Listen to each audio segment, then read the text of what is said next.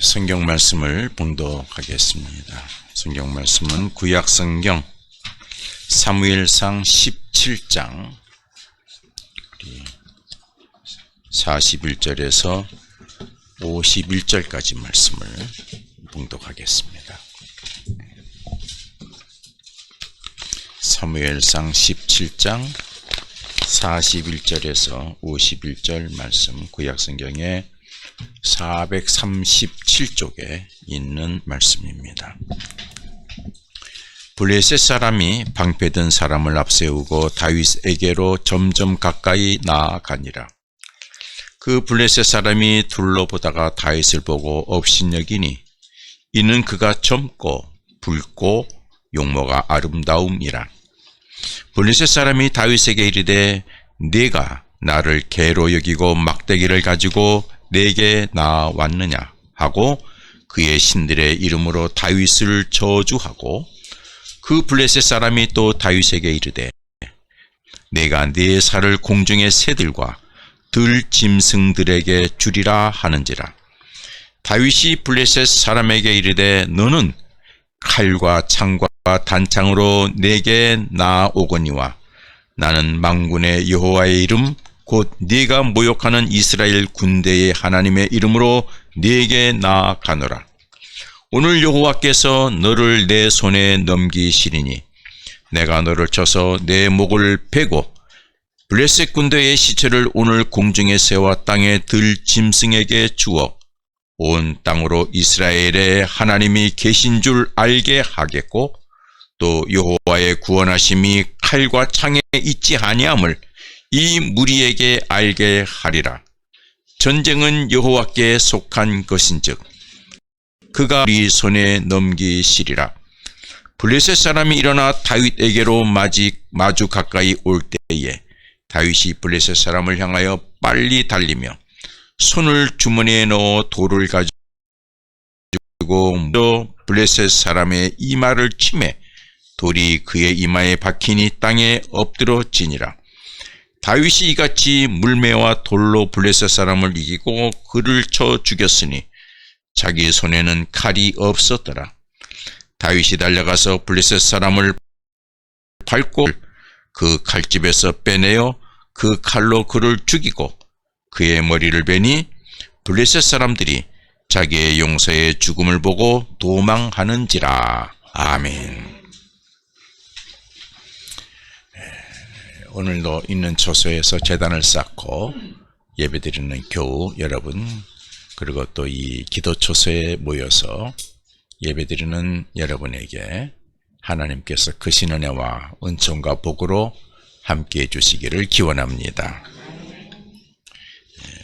오늘 봉독한 본문은 이 블레셋 사람과 이스라엘 사람과의 전쟁 이야기가 되겠습니다.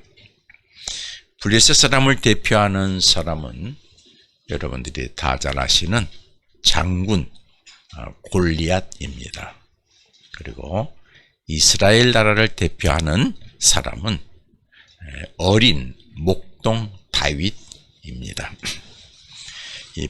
골리앗 장군은 강대한 제국주의 블레셋을 대표해서 군대를 이끌고 왔습니다. 그는 전쟁을 위한 준비를 단단히 했습니다. 머리에는 투구를 쓰고 몸에는 갑옷을 입고 다리에는 노수로 된 각반을 차고 또 어깨에는 놋 단창을 메었습니다.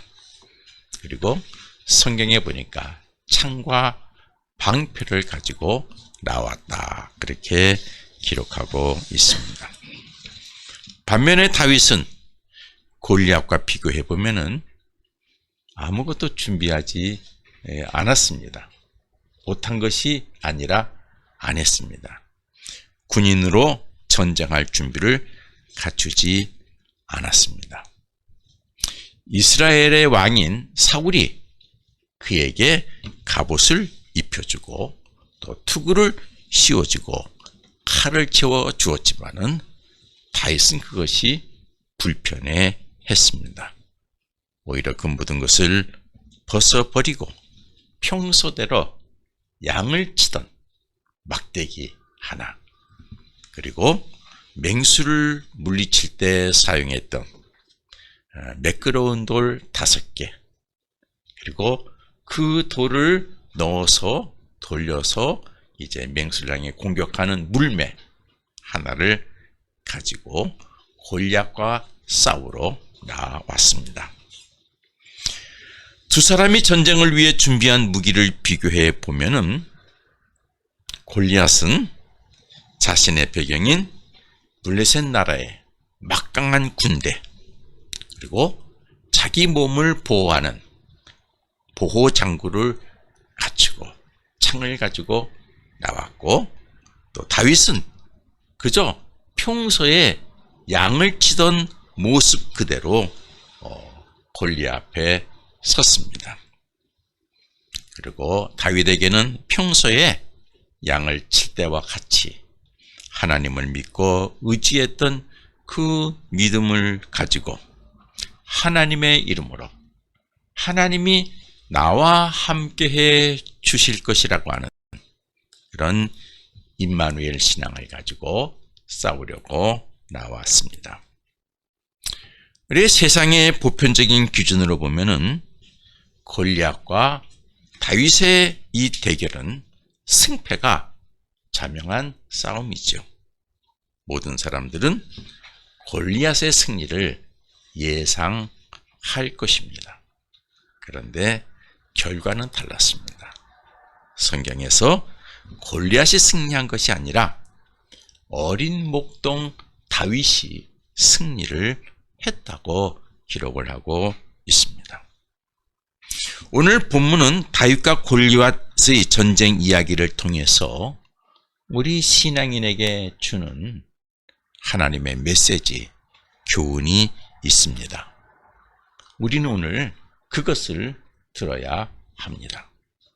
그 교훈은 첫째, 하나님을 믿고 의지하는 그 믿음을 가지고, 두 번째, 자기가 맡은 일에 성실하게 진실하게 충성을 다 신앙인에게는, 세 번째, 세상 사람들이 갖지 못하는 이기는 비결 하나님이 주시고, 또 하나님이 함께 하셔서 세상에서 어떤 일을 하든지 이기게 하신다는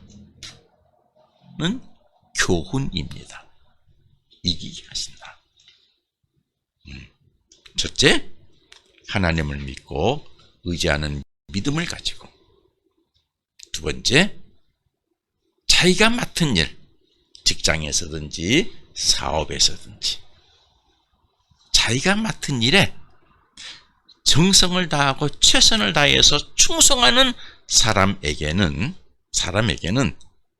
이기는 비결을 주시는데, 그 이기는 비결뿐만이 아니라 하나님이 함께 하셔서 이기게 하신다. 이기게 하신다. 하나님이 이기게 하신다는 그런 말씀의 교훈이 있습니다. 교우 여러분, 여러분도 금년 한 해 다윗처럼 이 이기는 비결을 가지고 여러분이 하는 큰 일이나 작은 일이나 여러분의 직장이나 사업장에서 승리하게 하시는 하나님의 은혜로 선한 열매를 많이 맺게 되시기를 바랍니다. 그럼 이제 구체적으로 오늘 본문을 중심으로 해서 다윗이 골리앗과의 전쟁에서 이기는 비결은 무엇일까 하는 것을 말씀을 드리겠습니다. 그건 아주 평범한 것입니다. 세 가지입니다. 첫째는 앞에서 잠깐 말씀을 드렸습니다만은 그 이기는 비결은 맡은 일에 충성을 다해서 맡은 일에 전문성을 갖는 것입니다. 여러분, 이것은 신앙적인 신앙의 세계에서 아니고라도 여러분의 직장이나 여러분의 사업장이나 여러분이 하는 모든 일에 있어서 여러분들이 그 맡은 일에 최선을 다하고 충성해야 됩니다. 그래서 여러분들은 그 일에 대해서는 그 누구보다도 뒤지지 않는 전문성을 가는 줄로 믿습니다. 여러분, 제 목사가 이 교회를 섬기고 목회하는 일에 전문성, 딴 것을 잘한다 그러면은 옆에 사람들이 좋아하는 것 같아도 뒤에 가서는 딴 얘기를 하게 되어 있습니다. 그렇죠? 자기 하는 일에 전문성이 있어야 돼요. 장사하는 사람은 자기 장사 영역에 그 누구도 뒤따라오지 못하는 전문성을 가지죠. 가리키는 사람은 자기 가리키는 학문의 영역에 그 누구도 뒤따라오지 못하는 전문성을 가지고 있어야 돼요. 이것이 이기는 비결이에요. 아시겠습니까? 제가 운전을 좋아하지요. 네, 그래서 웬만한 데는 다 차를 가지고 갑니다. 아직까지 우리나라에서 차를 안 가지고 가본 데는 제주도밖에 없어요. 그래서 이제 한번 제주도도 내 차를 가지고 가서 그런 생각을 가지고 있어요. 아무리 멀어도 차를 가지고 다닙니다. 그래서 웬만한 데는 제가 내비를 안 보고도 잘 다녀요. 근데 최근에는 이 속도 제한이 들쑥날쑥하기 때문에 내비를 켜고 다니죠. 그러니까 전에 있던 교회에서 교인들이 제 차를 타면 목사님 운전을 잘 하신다 그래요. 그럼 제가 그런 얘기를 농으로 하죠. 아니, 목사 보고 설교를 잘한다, 목회를 잘한다 그래야지 그 얘기는 한마디도 한 번도 안 해주고 나한테 운전만 잘한다 그러면은 나를 욕하는 것이다. 그런 얘기 하지 마세요. 오히려 그냥 감사합니다 그러고 끝나야지, 목사한테 목회 잘한다 그러고 설교 잘한다 그래야지 그 얘기는 안 하고 운전 잘한다, 우리 목사님 운전 잘한다, 딴 데 가서 그런 얘기하면 창피하니까 얘기하지 마세요. 그렇죠? 그렇죠? 네. 목사에게 복된 얘기는 우리 목사님 목회 잘하신다, 설교 잘하신다, 그래야죠. 영역이 있으시다. 목사에게 목회 관계없는 운전 잘한다, 그건 욕이에요. 목회 그만두라는 얘기예요. 그러니까 여러분, 그럼 우리가 말을 조심해야 돼요. 그렇죠? 사업하는 사람한테 당신은 사업을 참 잘해, 내가 좀 배워야 되겠어, 이렇게 얘기해야죠. 당신은 사업하는 것도 노는 걸 잘해, 그럼 사업이 망가지는 것이죠. 여러분, 맡은 일에 성실하고 충성하는 사람에게는 재능의 전문성이라고 하는 것이 형성이 되는데, 이것이 세상을 이기는 비결입니다. 우리가 사는 이 현대 세상도 세상을 이기는 비결은 내가 하는 일에 전문성을 갖는 것이 세상을 이기는 비결이에요. 어린 다윗이 가정에서 맡은 일은 아버지가 그에게 양떼를 맡겼어요. 그렇죠? 양떼를 맡겼어요. 사무엘이 왔을 때도 아버지는 다른 자식들은 다 집에 있게 하고 다윗은 양떼 치라고 내보냈어요. 양떼를 맡은 일이에요. 목자들은 양떼를 치다 어떻게 했느냐, 양들에게 풀을 먹이기 위해서 양떼를 잃고 집을 떠납니다. 그럼 어떻게 해요? 풀 먹이고 다 먹으면 다른 데도 가고 이렇게 돌아다녀야 돼요. 그래서 갔다가 집에 다시 오게 되면 몇 달이 걸려요. 베두인이라 그래요. 유명민을 베두인이라 그래요. 그래서 양을 데리고 어디 갔으면 어디 갔는지 잘 몰라요. 그래서 물어봐요. 우리 아들이 어디 갔습니까? 그러면 저쪽으로 갔어요. 그럼 한참 가서 자꾸 그래요. 예, 그래서 목자들은 양들이 먹을 곳을 찾아서 데리고 잘 다녀야 돼요. 그래서 그 다음에 광야를 다니니까 맹수들이 있죠. 맹수들이 양을 공격할 때는 어떻게 해요? 물리쳐야 돼요. 물리치는 방법으로 이 매끄러운 돌을 물매에 달아가지고, 그 물매라는 것은 뭐냐면 여러분 마스크처럼 생긴 거예요. 예? 근데 줄이 좀 길어요. 거기다가 돌을 넣어가지고 돌려서 그 다음에 이제 맹수를 향해서 던지는 거예요. 돌을. 이 물매를 가지고 다닙니다. 그래서 맹수들이 나타나거나 양떼를 공격하면은 그 물매에 매끄러운 돌을 넣어가지고 돌려가지고 던집니다. 그래서 맹수를 물리치는 것이죠. 목자로서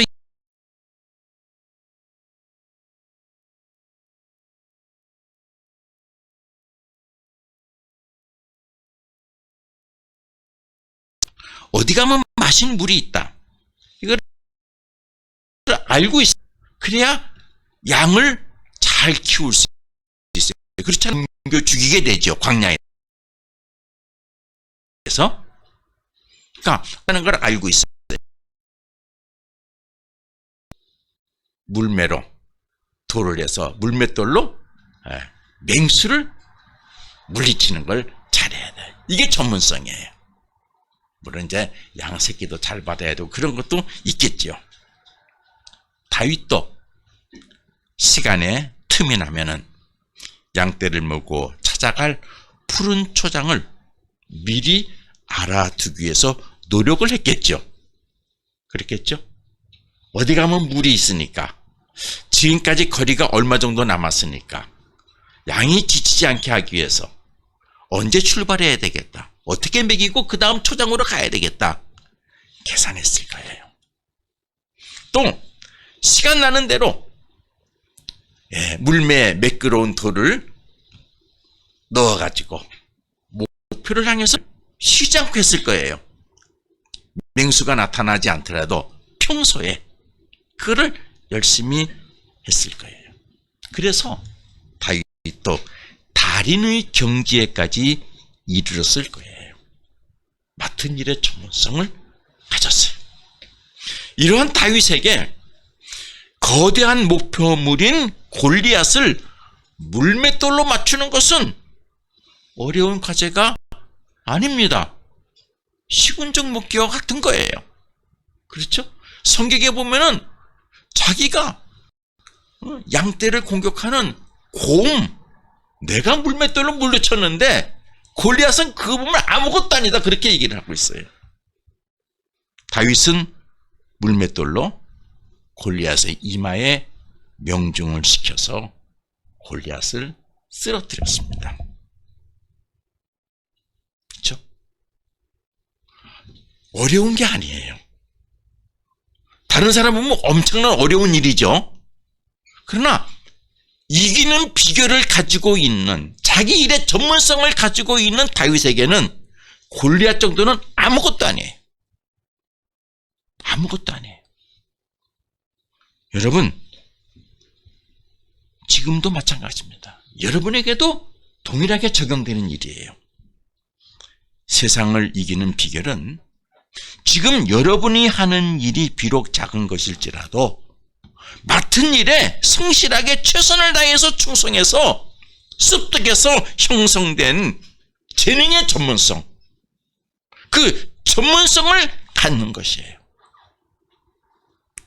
여러분, 전문성을 가지고 있는 사람은요, 코로나19 때도요, 일거리가 있어요. 그렇죠? 일거리가 있어요.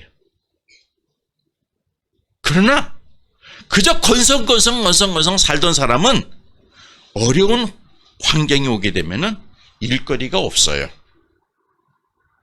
경쟁에서 뒤처지게 되어져 있어요. 전문화된 현대에서 여러분이 성공하려면, 소망하는 열매를 얻으려면은 여러분이 하는 이 작은 일에 재능의 전문성이라고 하는 이기는 비결을 갖고 있어야 합니다. 저는 목회자로서 교회를 섬기는 전문성을 가지고 있어요. 교회가 크면 크는 대로, 작으면 작은 대로, 시작하면 시작한 대로 그 교회를 키워서 하나님이 원하시는 교회로 이렇게 성장시키는 전문성을 가지고 있어요. 그런 자신이 있어요, 언제나. 교만하면 안 되죠. 그렇죠? 그러니까 자기 맡은 일의 전문성, 이것이 이기는 비결이죠. 예수님께서도 작은 일에 충성하는 자에게는 큰 일을 맡기겠다 하는 주의 말씀을, 네가 작은 일을 하더라도 그 일의 전문성을 가져라. 그럼 너는 큰 일꾼이 될 수 있다는 말씀이죠. 예수님께서도 세상에서 이기는 비결을 말씀하신 것입니다. 두 번째 이기는 비결은 세상을 보고 바르게 해석하는 통찰력을 갖는 것입니다. 본문에서 주어진 상황을 보게 되면은 블레셋 장군 골리앗이 이끄는 군대가 이스라엘 진영으로 쳐들어왔어요. 그래서 이스라엘 백성을 모욕하고 엄포를 주고 있어요. 이런 상황에서 이런 상황을 보고 세상을 보고 해석하는 통찰력은 서로 해석이 나올 수가 있습니다. 실제로 성경에는 서로 다르게 해석하는 내용이 기록이 되어져 있습니다. 오늘 본문으로는 결정 안 했지만 여러분 오늘 사무엘상 17장 1절부터 그 내용을 한번 보시기 바랍니다. 먼저 사울왕과 많은 이스라엘 백성들이 처해 있는 상황을 기록한 내용입니다. 8절에서 11절을 보세요. 그가 서서 골리앗이 서서 이스라엘 군대를 향하여 외쳐 이르되 너희가 어찌하여 나와서 전열을 벌였느냐. 왜 나하고 싸우려고 지금 너희들이 전열을 벌였냐? 그런 무시하는 얘기예요. 나는 블레셋 사람이 아니면 너희는 사울의 신복이 아니냐. 너희는 한 사람을 택하여 내게 보내라. 뭐 너희들하고 굳이 싸울 필요도 없다. 우리는 그가 나와 싸워서 나를 죽이면 우리가 너희의 종이 되겠고 만일 내가 이겨 그를 죽이면 너희가 우리의 종이 되어 우리를 섬길 것이니라. 그 블레셋 사람이 또 이르되 내가 오늘 이스라엘 군대를 모욕하였으니 사람을 보내서 나와 더불어 싸우게라. 내가 지금 모욕하고 있으니까 한번 나와 싸워봐라 나랑. 지금 이제 그런 상황이 펼쳐졌어요. 이 상황에 대한 해석을 보세요. 11절에 사울과 이스라엘 백성들이 해석했어요. 사울과 온 이스라엘이 블레셋 사람의 말을 듣고 어떻게 해요? 놀라 크게 두려워했다. 상황 해석이 뭐예요? 두려움이에요. 큰일 났다. 두려움. 어떤 과제가 주어졌어요. 큰일 났다. 어떡하지? 걱정, 근심으로 상황을 해석하는 사람들이 있어요. 그렇죠? 걱정, 근심으로. 상황을 어떻게 해석하느냐. 걱정, 근심으로 해석했어요. 해석의 기준이 뭐예요? 그것은 외형적인 것이죠. 저기는 크고 우리는 얼마 없다. 비교하는 것이죠. 그리고 해석의 기준이 어디에 있습니까? 이거 잘 들으세요. 골리앗이 말하는 폭력적 언어예요. 그것에 이미 압도되어 있는 거예요. 골리앗이 말하는 폭력적 언어. 뭐라고 했어요? 내가 너희를 지금 뭘 하고 있다? 모욕하고 있다. 너희들은 그 사울의 신복들이 아니냐? 그래, 한번 나와서 싸워봐라. 나는 대단한 존재다. 언어로 지금 기를 죽이고 있어요. 그런데 여러분 보세요. 사람들은 어떻게 했어요? 그 폭력적 언어를 어떻게 해요? 그대로 받아들였어요.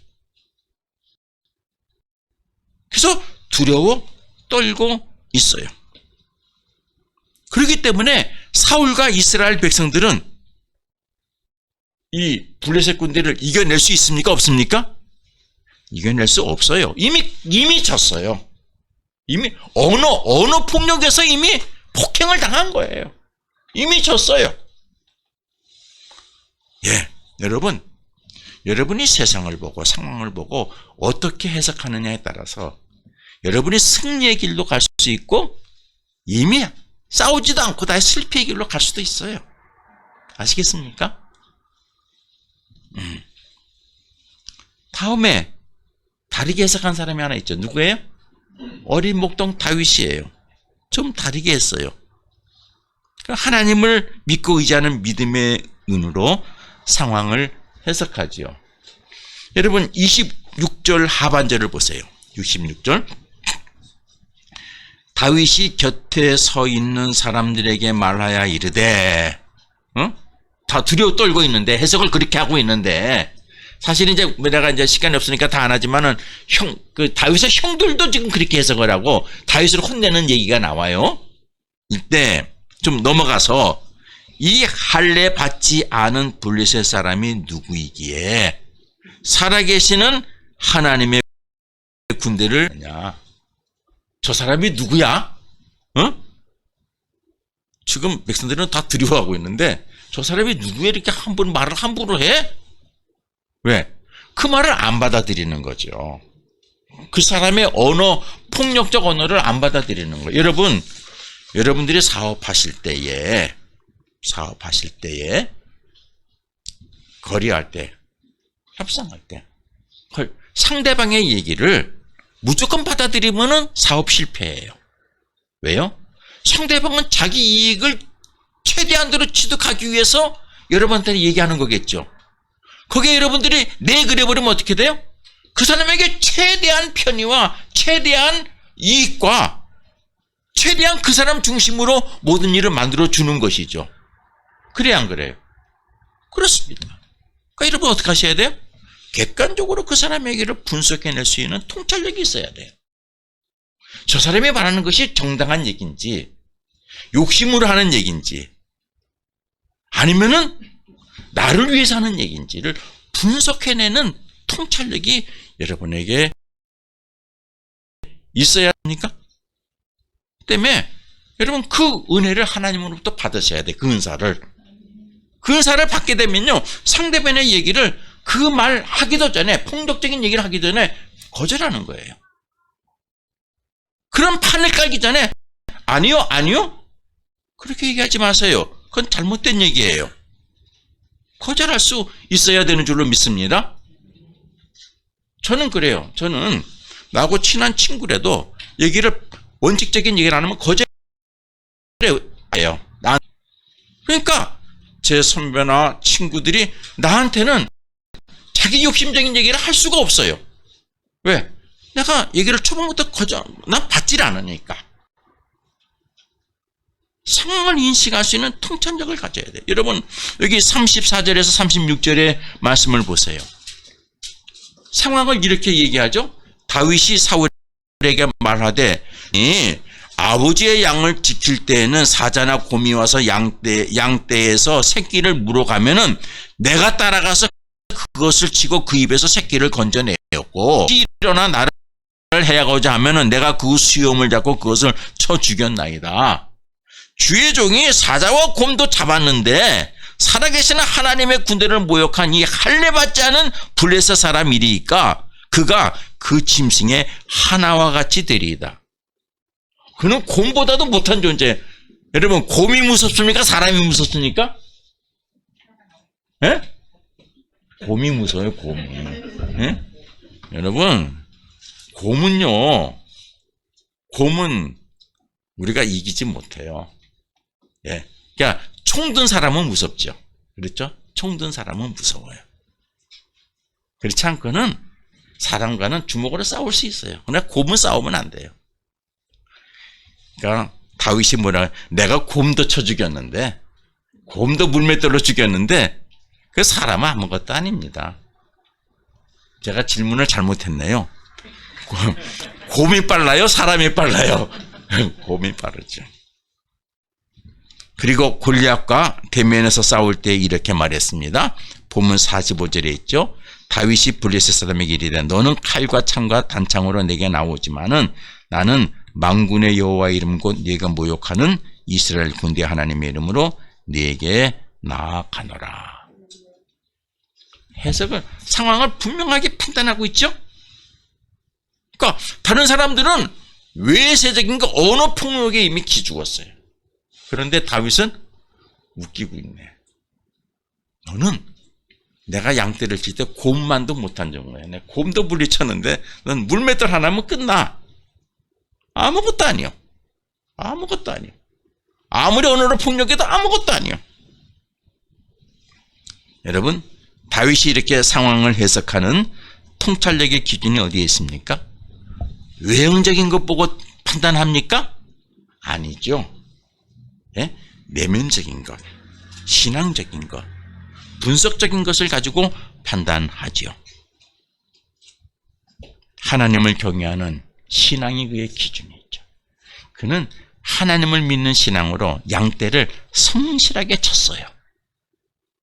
그러니까 그런 이기는 비결이 그에게 이미 내공으로 쌓여져 있는 것이죠. 신앙의 기준에서 그는 하나님을 망령 때 일컫는 것을 용납하지 않았어요. 곰이 자기가 치는 양의 새끼를 빼앗는 것을 용납하지 않았어요. 신앙의 고백이죠. 다윗은 하나님을 모독하는 사람을 들짐승, 맹수로 보았습니다. 양떼를 공격하는 곰이나 사자로 보았어요. 골리앗을 곰으로 보이니 자신이 갖고 있는 물맷돌로 맹수를 물리치는 맡은 일의 전문성이라는 비결에서 골리앗은 곰보다 상대하기 쉬운 들짐승 정도밖에 보이지 않는 것이죠. 그렇죠? 네, 보이지 않는. 여러분, 악한 자들은 여러분을 늘 공격하기 위해서 도사리고 있습니다. 그런 현대 사회에서 우리는 상황을 바르게 해석하고 통찰하는 능력을 가져야 되는 줄로 믿습니다. 이 이기는 비결이에요. 이 이기는 비결이 있으면은요, 걱정할 거 없어요. 네. 여러 사람이 와서 나한테 막 공격해도 어떻습니다. 저 사람이 말하는 것이 쓸데없는 언어로 미사오거나 나를 갖다가 유혹한다. 폭력으로 나를 갖다가 겁준다. 쓸데없어요. 핵심을 잡아야 돼. 그래 제가 도움을 주는 사람이 있는데 그래 자꾸만 카톡으로 막 괴롭힌대요. 응? 뭐 책임 자리에서 물러가라. 그래요. 한번 얘기를 하세요. 하지 마시오. 정하면은 내가 당신 애들을 고발하겠어. 예, 알았어요. 했어요. 그래도 계속 안 돼요. 자, 이제 선전포고 했으니까 고발하시오. 그래서 변호사를 고발을 시켰어요. 여러분, 내가 직접적인 없는 이 사람의 부탁을 받아가지고 그런 일을 하게 되면은 크게 어려움을 당합니다. 아시겠습니까? 지금 그래요. 일을 벌려놨더니 막 집단에서 공격했던 사람들이 뚝 끊어졌어요. 그 다음에는 찾아와가지고 살려달라고 난리예요. 살려달라고. 절대 살려주지 말라 그랬어요.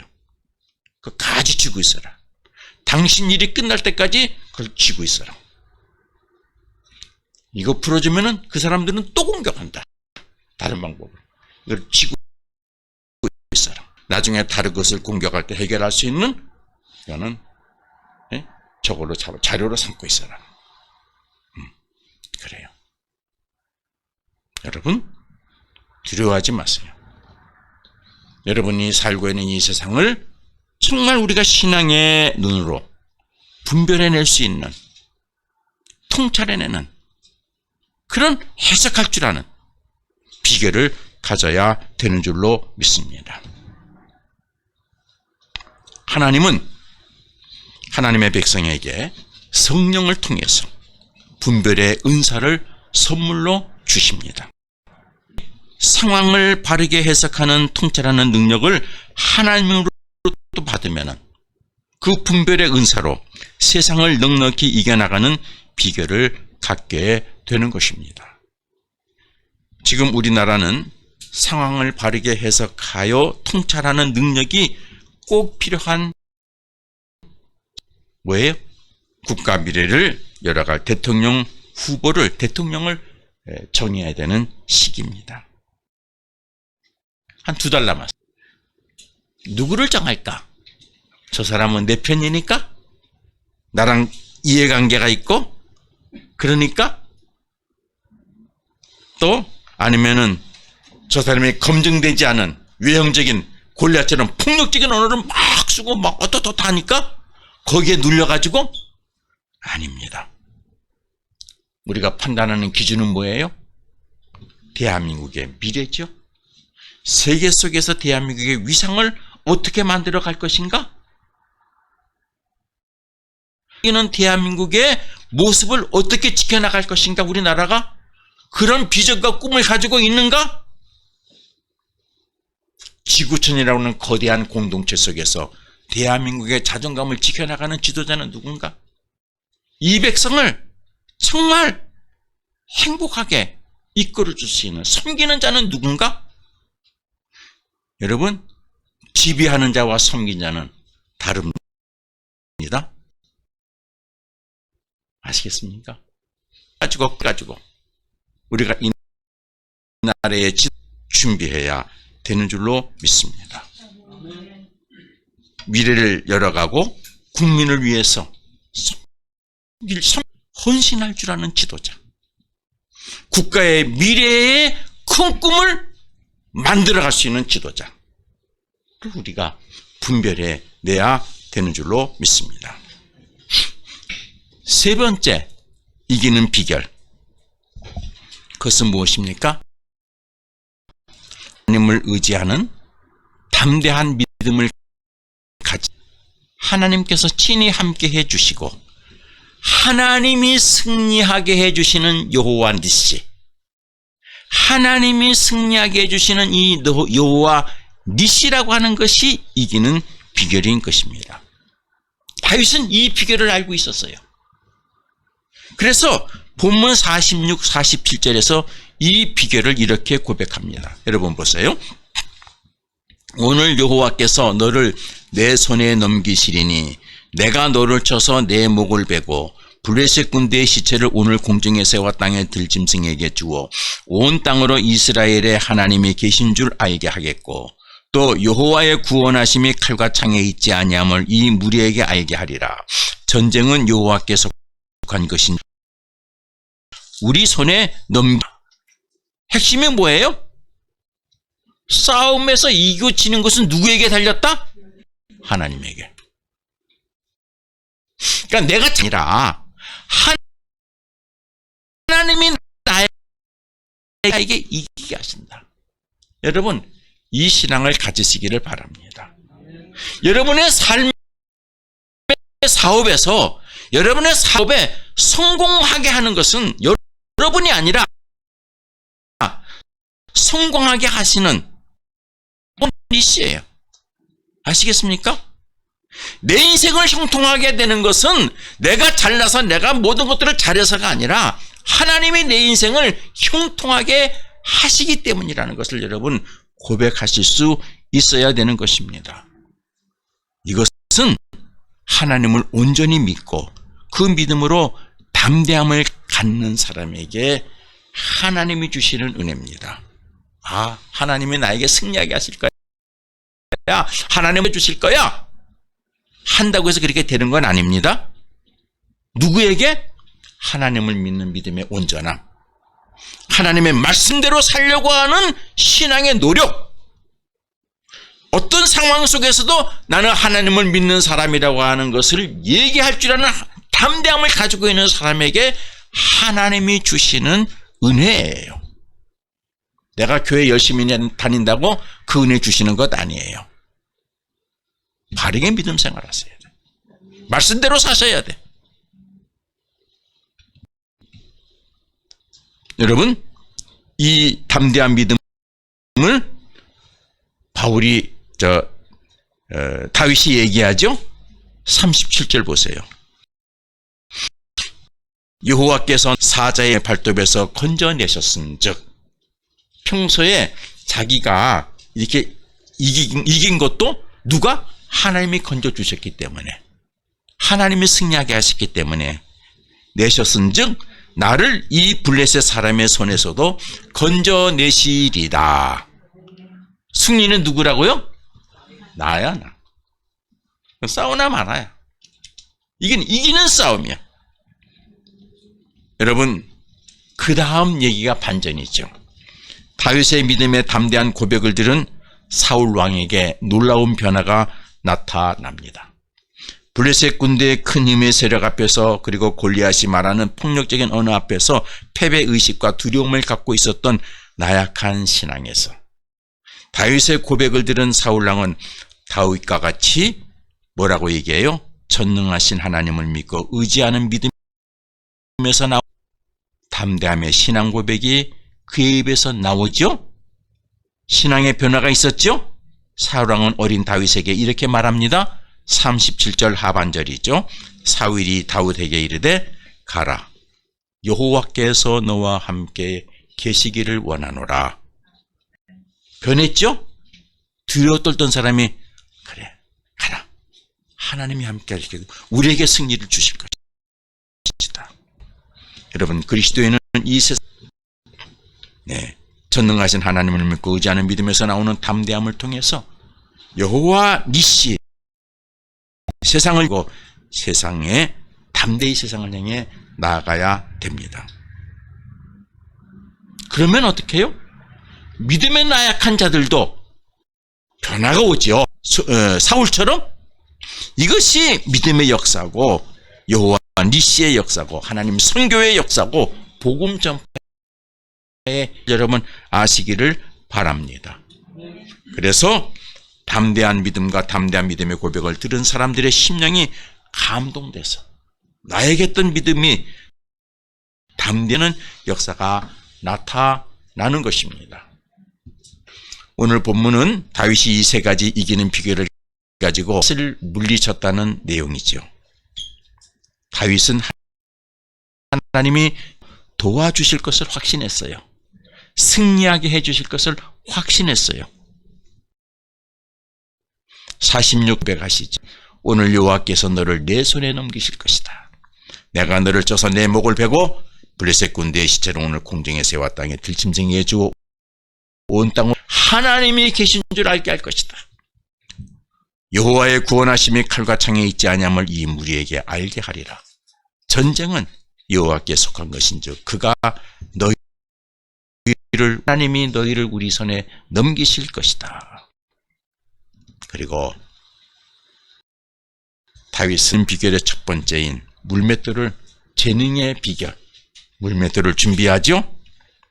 그리고 두 번째 이기는 비결, 상황 판단에서 어디를 향합니까? 곰보다도 느린 골리앗의 이마를 조준하죠. 마지막 비결인 하나님께서 함께 주셔서 하나님의 여호와 니시라는 은혜를 주실 것을 믿고 만군의 여호와의 이름으로 골리앗을 향해 날려 보냅니다. 다윗이 날린 물맷돌은 골리앗의 이마에 박히죠. 결론은 하나님을 믿고 하나님만을 의지한 어린 목동 다윗의 승리로 끝납니다. 성경은 이 사건을 어린 목동 다윗의 승리에 초점하지 않고 하나님이 함께 하셔서 하나님이 승리하게 하신 것으로 이야기를 그렇게 강조하고 있습니다. 여러분, 이 말씀을 잘 들으셔야 됩니다. 다윗이 승리한 것으로 이야기가 되는 것이 아니라 하나님이 다윗을 통해서 다윗에게 승리하게 하셨다. 이렇게 정리하고 있습니다. 사울왕과 이스라엘 백성들로 하여금 외형적인 것만 보고 해석하는 통찰력으로 두려워했던 자리에서 벗어나 하나님을 믿는 믿음의 눈으로 세상을 다시 보게 하고 하나님이 함께 해주시면은 여호와 니스로 승리할 수 있다고 하는 비결을 그들도 갖게 한 것입니다. 교회 여러분, 이 안에 다윗이 가졌던 이 세 가지 이기는 비결을 가지고 여러분의 삶의 자리에서 승리하시기를 바랍니다. 기도하겠습니다. 하나님, 다윗이 골리앗을 이깁니다. 아니, 하나님이 다윗으로 하여금 이기게 하셨습니다. 왜냐하면 다윗은 맡은 일에 충성해서 자기 맡은 일에 전문성을 갖는 비결을 가지고 있었습니다. 또 그는 세상의 모든 일을 볼 때에 사람들이 말하는 것이나 사람들의 외형적인 것으로 판단하지 아니하고 믿음의 눈으로 그는 무엇이 진실이고 무엇이 허상인지를 볼 줄 아는 분별의 눈이 있었습니다. 그리고 하나님을 온전히 믿는 믿음이 있었습니다. 그러기에 하나님은 그를 택하셔서 승리하게 하셔서 하나님의 역사를 만인이 알게 하셨습니다. 금년 안에 하나님께서 우리 해림교회와 성도들에게 복을 내려주셔서 다윗과 같이 세상에서 승리하는 자들이 되게 하여 주옵소서. 예수님 이름으로 기도합니다. 아멘.